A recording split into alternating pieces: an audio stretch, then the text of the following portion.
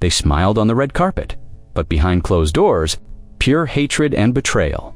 Watch as we uncover the most toxic feuds in entertainment. History: glamorous actresses physically attacking each other on film sets. Method actors driving their co-stars absolutely insane with deliberate sabotage. Sisters competing so fiercely they never spoke again their entire lives. Discover the jaw-dropping moments when jealousy turned into real violence. See how one actor's bad decision cost him immortality while his rival became a legend. Watch how forbidden love destroyed friendships and created enemies that never reconciled. Some of these rivalries were so intense, they literally changed careers, ended opportunities, and left psychological scars that lasted decades. Joan Crawford versus Bette Davis.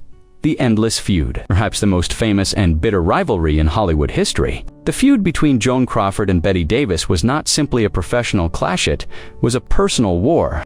Both actresses were beautiful, professional, and diligent workers, but their completely opposite personalities drove each other crazy. Her image, her style, and how the public perceived her mattered more than anything else. Every appearance was planned, every movement calculated. For Crawford, Hollywood was not just a career venue. It was a stage where every part of her life had to be a perfect image. Bette Davis was the complete opposite. She was harsh, abrasive, and possessed raw performance power. For Davis, acting meant diving into the depths of reality. She didn't care about image. She thought only about art and power. In every role, she would expose her own soul to capture the spirit of the character. The root of their hatred was deeply personal. An actor named Franchot Tone. Tone was one of Hollywood's most handsome men. Bette Davis loved Tone too deeply, secretly, and without ever saying a word. But Joan Crawford married him. She broke Davis's heart. That wound never healed.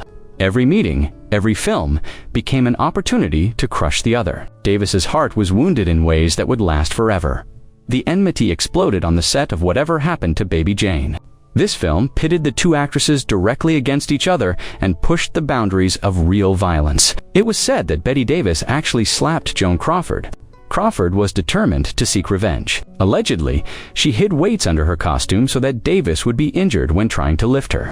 In every scene, they actually tried to hurt each other. When Oscar time came around, jealousy reached a new level. Davis claimed that Crawford had sabotaged her Academy Awards campaign. Then Crawford, despite not winning an Oscar herself, accepted an award on behalf of another actress just to overshadow Davis's success. Rather than lose an award, she preferred to steal someone else's. Frank Sinatra versus Marlon Brando. The clash of past and future. The encounter between Frank Sinatra and Marlon Brando was a collision of two completely opposite artistic philosophies. Sinatra was the architect of perfection and controlled work. Every note was meticulously planned. Every movement was calculated. He was a musician who acted, a dancer who sang, an artist who entertained, but he did everything according to rules. With discipline and order, Marlon Brando was the complete opposite. He was the pioneer and representative of method acting. He believed that to play a role, you didn't just learn it, you had to live it and lose yourself in it. Spontaneity, improvisation, and chaotic creativity were at the center of his art. On the set of Guys and Dolls, this difference turned into a war. Sinatra had expected a classic Broadway-style musical. Brando, however, couldn't accept this classic material and wanted to reinvent it. Sinatra, nicknamed Brando, mumbles mocking the vague and uncertain inadequacy of method acting. Brando shot back. Sinatra was a glorified lounge singer, just a bar singer. Between these two masters lay disrespect that went beyond acting philosophy. It was questioning spiritual competence itself. Sinatra had no strategy.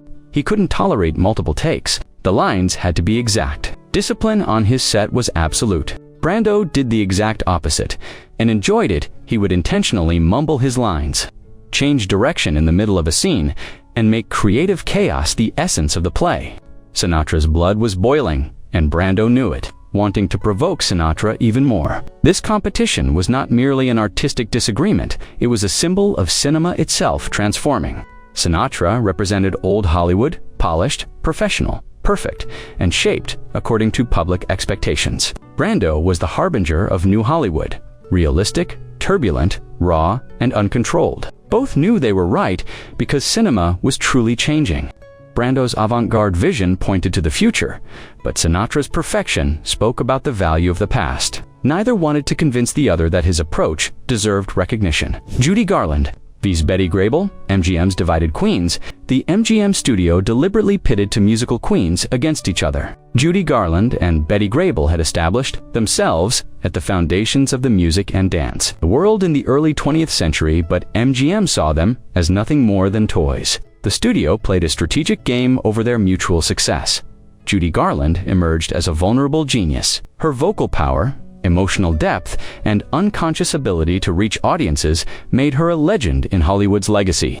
But this sensitivity and openness made her fragile and manipulable. The studio kept her in a controllable structure. Betty Grable went in the opposite direction. She was secure, photogenic, mechanical, and looked like work. Grable was not as good an actress as she was beautiful, but her image was perfect. To the public, she looked like a girlfriend, the kind of girl every man would want to marry. MGM loved this security because it was controllable. The contrast worked. Grable made more money, but Garland gained more critical acclaim. Every week, executives told Garland about Grable's successes. They told Grable about Garland's The tension remained hidden but varied. By the 1950s, as Garland struggled with studio pressure and drug addiction, rumors began to spread. Grable was jealous of Garland's troubled genius status. Garland was jealous of Grable's stability and public appeal. But this hatred was not classic enmity. It was a tragedy of how the Hollywood machine destroyed two women. The system inside ensured that they felt insecurity during each other's success by making them mutual enemies. The real enemy between them was the MGM executives, the ones who had condemned them to perpetual conflict. Kirk Douglas versus Burt Lancaster. The silent war of masculinity. Kirk Douglas and Burt Lancaster were two athletic, intense, and ambitious actors of 1950s and 1960s Hollywood. Both were powerful, both were leaders, both wanted to be the best. Although they acted together in many films, every collaboration became a silent war. Douglas fought for the spotlight. He wanted to take every scene for himself. Lancaster, on the other hand, fought for control management. Scenes the entire production process. Douglas found Lancaster arrogant. Lancaster found Douglas selfish. There was a disagreement between them about the definition of masculinity. Douglas represented traditional masculinity, aggressive, competitive, always attacking. Lancaster represented quieter, intelligence-focused, strategic masculinity. This difference added a hidden layer of competition to every scene on the film set. Despite smiling for photographs, everyone on set felt the cold presence between them. During editing, each tried to fight for more screen time from the previous scenes. Directors had to manage this conflict.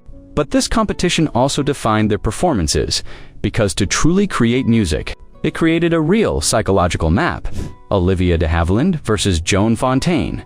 Blood feud. If competition between co-stars is bad, competition between sisters is hell.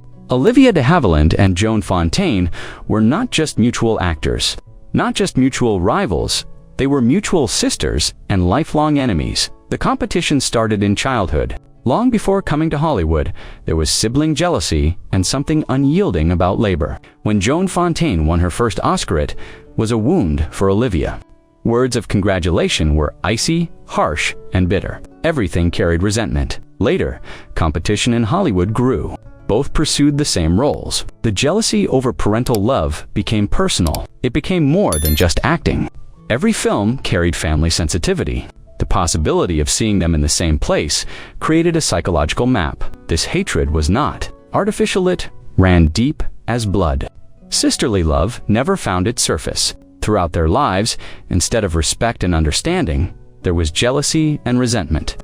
Until their deaths, they did not speak to each other. Montgomery Clift versus John Wayne. The change in how masculinity is defined. Montgomery Clift and John Wayne represented Hollywood's two colliding visions of masculinity. Wayne represented the Old West strong, harsh, with a cold exterior and stable demeanor. Clift was the representative of modern sensitivity and actor who exposed his inner world, emotional and sensitive. Wayne saw Clift's acting as weakness.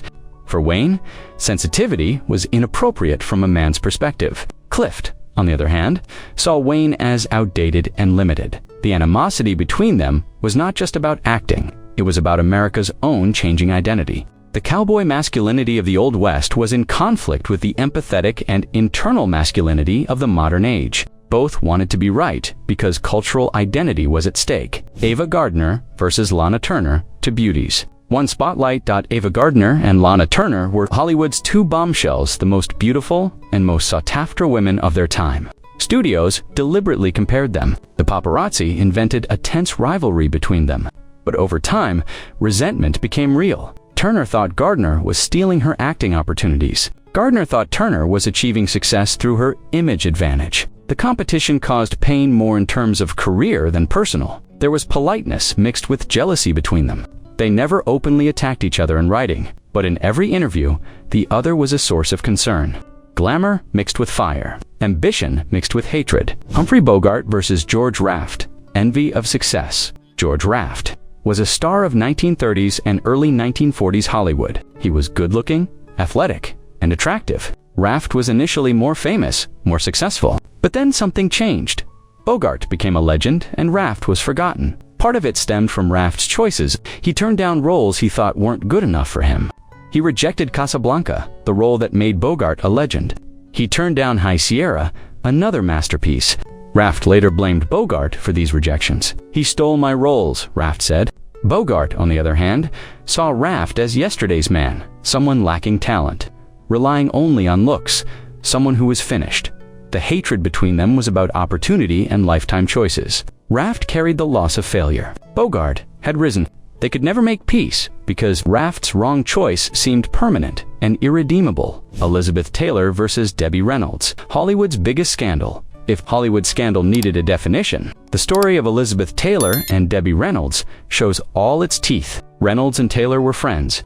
Both were young, beautiful, and successful actresses. Then Eddie Fisher appeared. Fisher was Reynolds' husband, but Taylor wanted him and she got him. Taylor ran away with Fisher. A four-way scandal erupted. The media followed the entire world. Taylor was called a vamp, someone who stole another woman's husband. Reynolds became the heartbroken victim. Reynolds was clearly hurt. Taylor felt she was being trampled on from all sides. The public turned Taylor into a monster. The newspapers wrote a story where there was enmity between the two women. However, as years passed, both aged, became wise, and began to soften their hatred. Time went by, healing most wounds. But this rivalry remained permanent in Hollywood's public drama. James Dean and Paul Newman were Hollywood's two rising stars of the 1950s, both intense, enigmatic, and ambitious.